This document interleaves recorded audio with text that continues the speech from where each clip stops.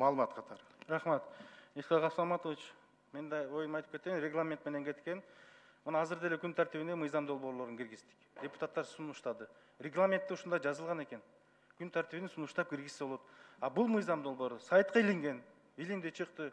Алып чыгып атабыз. Бул жерден эмнени көрүп атабыз? Анда регламент өзгөртүү киргизиңиз, күн тартибинде ошол күнү мыйзам долбоорун киргизгенге болбойт деген өзгөртүүлөрдү алып келиңиз анда биринчи. Ооба, сиз жакшы түшүнөсүз. Эми сизден талашпайбыз, көптү көргөнсүз деп өзүңүз айтып жүрөсүз. Бирок биздин бардык нерсе кылганыбыз ошо мыйзамдын алкагында болуп атат. Бардык нерсе. Үчүнчү микрофон. Дастан Арсбекович, суроо менен талкууга чек койдуруп койсоңуз.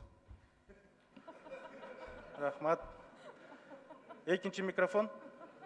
Башка чыкпаңыздар.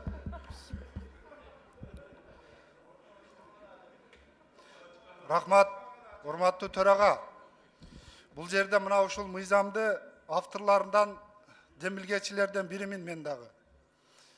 Мына бул жерде ушул мыйзамды 9% барьер 9% маалда коомчулук, ушул сырттагы коомчулук, оппозициядагы ушул 7%-ти мындай каалап, ушулардан дагы инициатива чыккан. Мына ушуну коомчулук каалаган үчүн алып чыгып атабыз бул мыйзамды.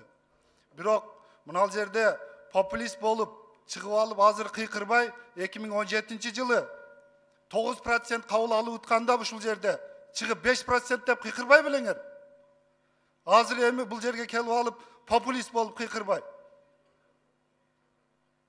Ошондук үчүн мына бул мыйзамдардын бардыгы регламент сакталган, тукумдан мындай жумурткадан кыр издебеш керек бул жерде.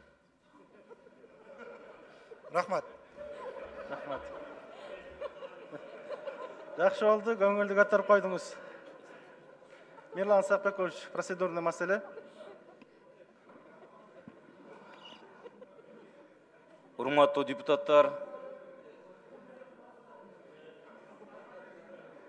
урматтуу комитеттин мүчөлөрү,